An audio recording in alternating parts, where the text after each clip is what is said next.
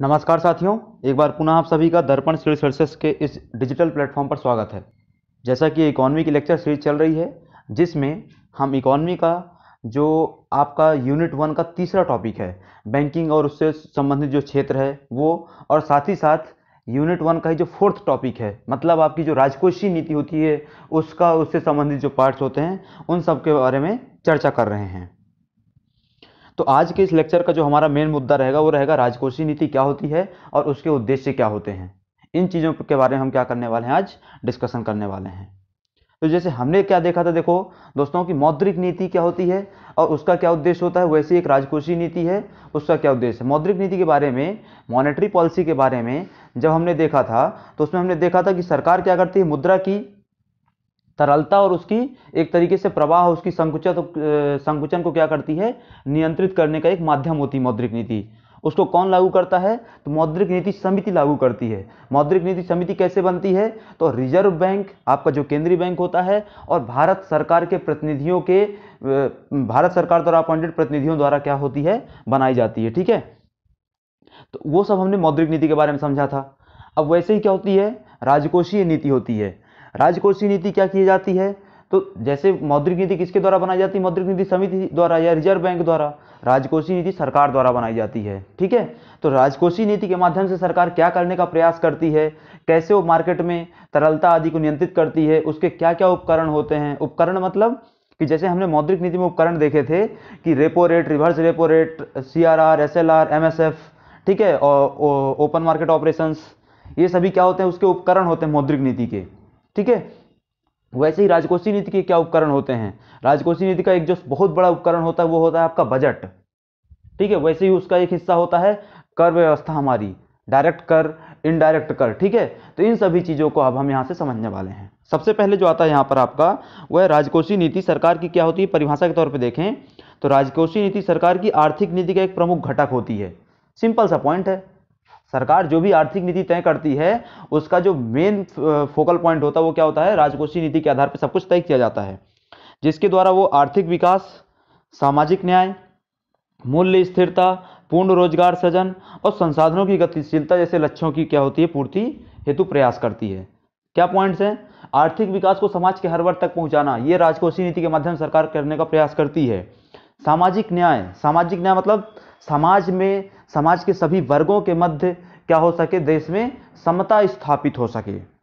इसके अलावा मूल्य स्थिरता, मुद्रास्फीति की दर को नियंत्रित करना। इसके अलावा पूर्ण स्वराज रोजगार का सृजन, सरकार का लक्ष्य होता है कि सभी व्यक्तियों को रोजगार उपलब्ध करवाए। ठीक है, और इसके साथ ही साथ क्या करना, संसाधनों की गतिशीलता को क्या करना, सुनिश्चित करना। संसाधनों की गतिशीलता क्या होती है, देखो संसाधनों की गतिशीलता क्या होती है, तो पहले तो समझ लो कि संसाधन कई प्रकार के होते हैं, जिसमें जो हम दो बड़े स्तर पर बात करें वो क्या होता है, मानव संसाधन और हमारे जो प्राकृतिक संसाधन, जिसमें आपका खनिज संसाधन वगैरह आ जाएगा, खनिज, ऊर्जा, ये सब चीजें शामिल हो जाएंगी। ठीक है, तो इनका क्या करना, अधिक सांद्रण वाले क्षेत्रों से निम्न सांद्रण वाले क्षेत्रों की ओर क्या करना, इनको प्रवाहित करना, इनको चलायमान करना, गतिशील करना।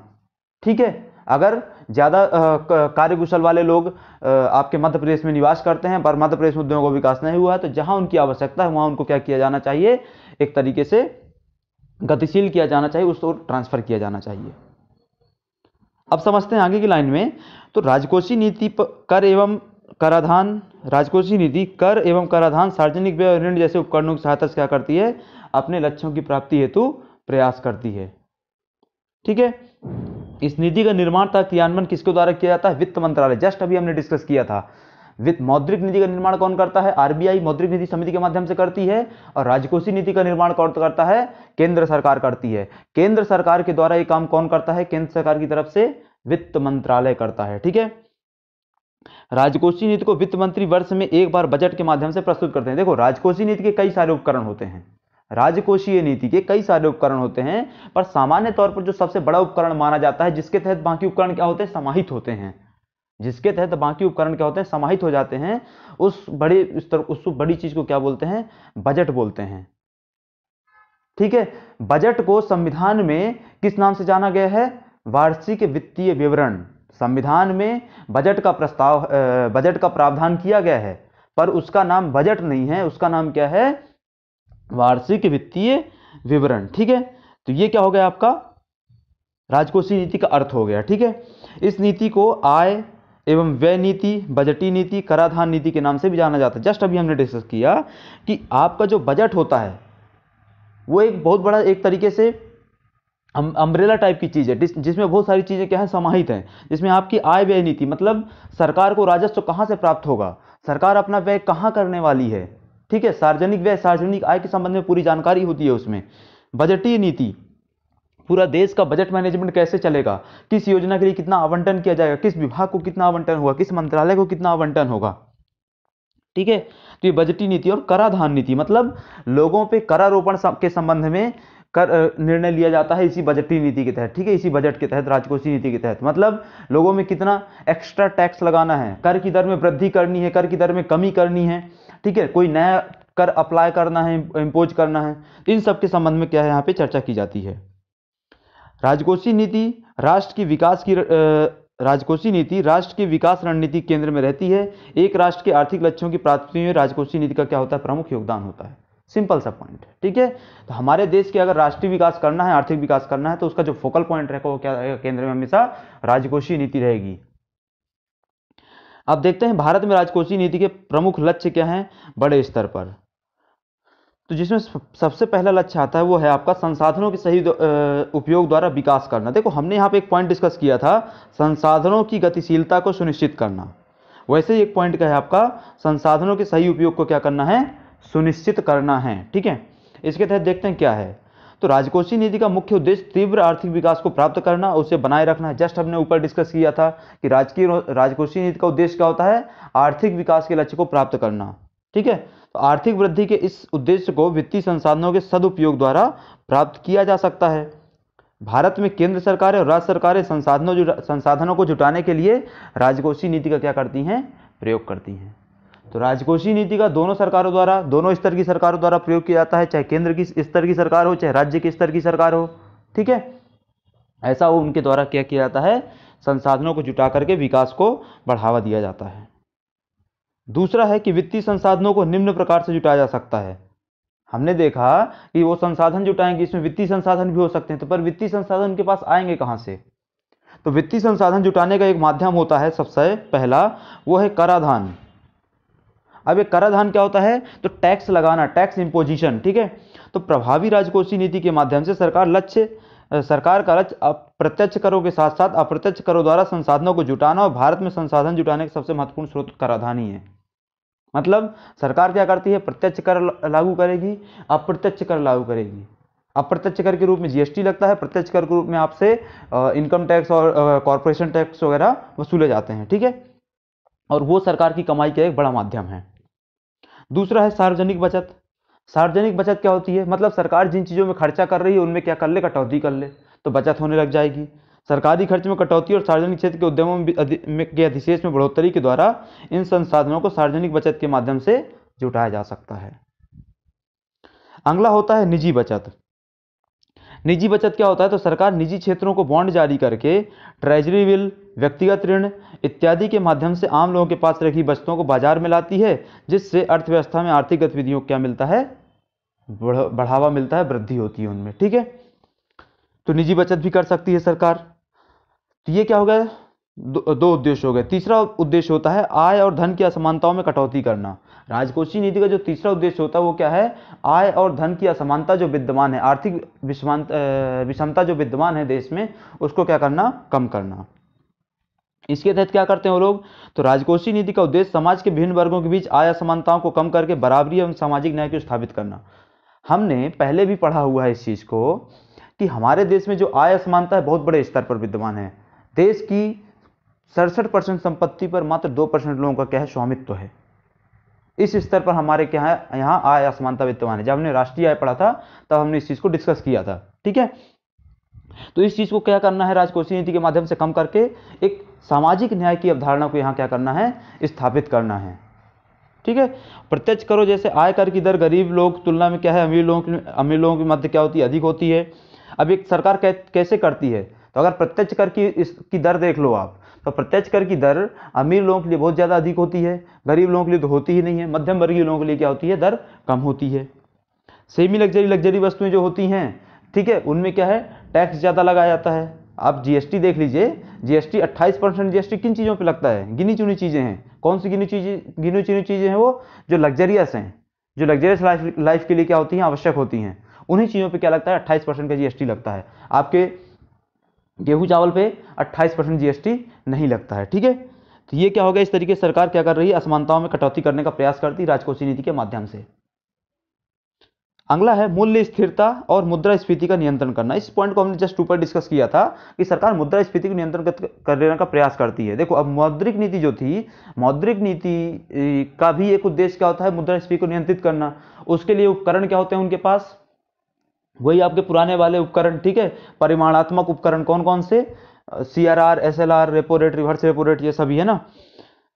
तो वही काम मुद्रास्फीति के नियंत्रण का काम सरकार भी करती है, वित्त मंत्रालय भी करता है, पर उनके उपकरण बदल जाते हैं यहाँ पर, ठीक है। तो राजकोषीय नीति के मुख्य उद्देश्यों में से एक उद्देश्य क्या है, मुद्रास्फीति को नियंत्रित करना, कीमतों को स्थिर बनाए रखना। मुद्रास्फीति क्या होती है आपको पहले से पता होगा, फिर भी एक बार डिस्कस कर लेते हैं। तो मुद्रास्फीति, देखो, आपका जो समिति बनाई गई थी 2009 में इसके संबंध में, उस समिति के अनुसार अगर हम परिभाषा देखें, ठीक है, उस समिति के अनुसार अगर हम परिभाषा देखें तो क्या परिभाषा निकल के आती है कि पिछले एक महीने में क्या हो रहा हो, आपका वस्तु और सेवाओं की कीमतों में वृद्धि हो रही हो और साथ ही साथ मुद्रा की कीमत में क्या आ रही हो, कमी आ रही हो। अगर ये दोनों चीजें एक साथ विद्यमान है तो हम उस स्थिति क्या बोलते हैं कि मुद्रास्फीति है, ठीक है, समझ गए। तो इसीलिए सरकार का हमेशा यह लक्ष्य रहता है कि राजकोषीय घाटे को कम करके मुद्रास्फीति को नियंत्रित किया जाए और नई बचत योजनाओं की शुरुआत कर वित्तीय संसाधनों को जुटाया जाए। राजकोषीय घाटा क्या होता है, यहाँ पे शब्द आया, राजकोषीय घाटा क्या होता है। सिंपल से शब्दों में समझ के रखो, परिभाषा वगैरह के तौर पे हम बाद में देखेंगे।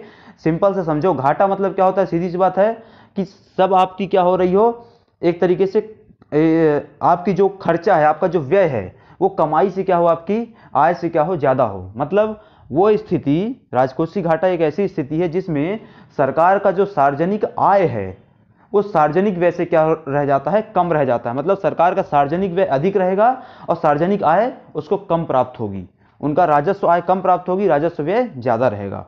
ये स्थिति क्या कहलाती है, राजकोषीय घाटे की स्थिति कहलाती है, ठीक है। तो इस स्थिति को क्या करना है, सरकार को नियंत्रित करना है ताकि मुद्रास्फीति को नियंत्रित किया जा सके और अल्टीमेटली क्या हो सके, राजकोषीय नीति का जो आपका उद्देश्य होता है उस चीज को पाया जा सके। इसके अलावा हमने ऊपर डिस्कस किया था, राजकोषीय नीति का जो एक बड़ा लक्ष्य होता है, पूर्ण रोजगार का सृजन करना। तो देखो, प्रभावी राजकोषीय उपायों के माध्यम से सरकार देश में रोजगार बढ़ाने के लिए क्या करती है, हर संभव प्रयास करती है।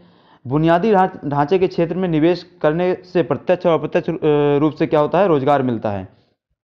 अब देखो, राजकोषीय नीति का जो एक बड़ा हिस्सा वो क्या है, आपको बजट है। बजट के माध्यम से सरकार देश में विकासात्मक गतिविधियों क्या करती है, गति प्रदान करती है। उन विकासात्मक गतिविधियों में जो बड़ा एक चीज होता है वो क्या होता है, बुनियादी ढांचे का निर्माण करना, आधारभूत अवसंरचना का निर्माण करना, बेसिक इंफ्रास्ट्रक्चर को क्या करना, डेवलप करना। उस बेसिक इंफ्रास्ट्रक्चर में क्या आता है, आपका सड़कें बनाना हो, बांध बनाना हो, सिंचाई परियोजनाओं का विकास करना हो, ठीक है, और क्या आवास वगैरह बनाना हो, ठीक है, बिजली सुविधाएं पहुंचानी हो, ऐसी 50 चीजें आ जाती हैं। तो जब इन चीजों में आप निवेश करेंगे तो यहां से क्या होगा, रोजगार का जनरेशन होगा, रोजगार का क्रिएशन होगा, ठीक है। तो आप अपने रोजगार का जो लक्ष्य है उसकी ओर क्या होंगे, अग्रसर होंगे। और साथ ही साथ क्या होना चाहिए, जो छोटी औद्योगिक इकाइयों पर कम करके, जो छोटी औद्योगिक इकाइयां होती हैं उन पर कम कर मतलब टैक्स कम लगाना और शुल्क लगाने से क्या होता है, निवेश को प्रोत्साहन मिलता है। इसके परिणाम स्वरूप अधिक रोजगार उत्पन्न होते हैं। मतलब जो छोटी औद्योगिक इकाइयां होती हैं, स्मॉल स्केल इंडस्ट्रीज, ये एसएसआई लिखा है, वो क्या है, स्मॉल स्केल इंडस्ट्रीज। तो अगर आप स्मॉल स्केल इंडस्ट्रीज को कई सारी रियायतें प्रदान करेंगे, छूटें प्रदान करेंगे, उनसे कम टैक्स वसूलेंगे, उनसे जो आयात शुल्क निर्यात शुल्क है वो कम वसूलेंगे, तो वो क्या होंगे, अपने विकास को लेकर के प्रोत्साहित होंगे, वो अपनी क्या करेंगे, वृद्धि करना चाहेंगे। ऐसी स्थिति में क्या होगा, उनकी वृद्धि जैसे जैसे होती जाएगी वैसे वैसे अर्थव्यवस्था में रोजगार का सृजन बढ़ता जाएगा। इसके अलावा क्या है, ग्रामीण क्षेत्रों में रोजगार की समस्याओं का समाधान करने के लिए भारत सरकार द्वारा विभिन्न ग्रामीण रोजगार कार्यक्रमों की शुरुआत की गई है, ठीक है। इसी तरह शहरी क्षेत्रों में स्वरोजगार योजना द्वारा तकनीक रूप से योग्य व्यक्तियों को रोजगार प्रदान किया जा रहा है। अब देखो, रोजगार प्राप्त करने के लिए सरकार राजकोषीय नीति के माध्यम से क्या प्रयास करती है? जैसे मान लो ग्रामीण क्षेत्रों में क्या करती है, मनरेगा के तहत बजट में वो क्या करते हैं, फंड अलॉट करते हैं, या ग्रामीण कौशल विकास योजना के माध्यम से या अन्य मुद्रा योजना आदि के माध्यम से क्या करते हैं, रोजगार सृजन का प्रयास करते हैं। और सेम काम आपके शहरी क्षेत्रों में भी किया जाता है। ठीक है, अगला होता है आपका संतुलित क्षेत्रीय विकास। संतुलित क्षेत्रीय विकास, इसके द्वारा क्या किया जाता है, इसमें क्या होता है? तो देखो, हमारे देश में क्षेत्रीय असंतुलन बहुत ज्यादा है। पहले इसको हम प्रदेश के स्तर पे समझते हैं। देखो, अब हमारे मध्य प्रदेश का ही आप उठा लीजिए। मध्य प्रदेश का एक बड़े स्तर पर देखें तो 4 हिस्सों में बांट सकते हैं, मालवा क्षेत्र, बघेलखंड क्षेत्र, बुंदेलखंड क्षेत्र, और आपका एक क्या हो जाता है, यूं बोलना चाहिए कि आपका जो उधर वाला क्षेत्र है, निमाड़ वाला क्षेत्र है ना, निमाड़ वाला भी एक छोटा क्षेत्र हो जाएगा, और साथ ही साथ आपका एक जो चंबल वाला क्षेत्र है वो भी हो जाएगा। ठीक है, ऐसे 4-5 क्षेत्रों में बांट लीजिए। अब यहाँ पे आप पाएंगे कि आपका जो मालवा क्षेत्र है वो हर मामले में बाकी क्षेत्रों से क्या है, बहुत ज़्यादा समृद्ध है। चाहे आप प्रति व्यक्ति आय उठा लीजिए, चाहे आप कृषि के क्षेत्र में विकास उठा लीजिए, चाहे आप औद्योगिक क्षेत्र का विकास उठा लीजिए, चाहे आप सेवा क्षेत्र का विकास उठा लीजिए, हर मामले में वो बाकी क्षेत्रों से क्या है, आगे है।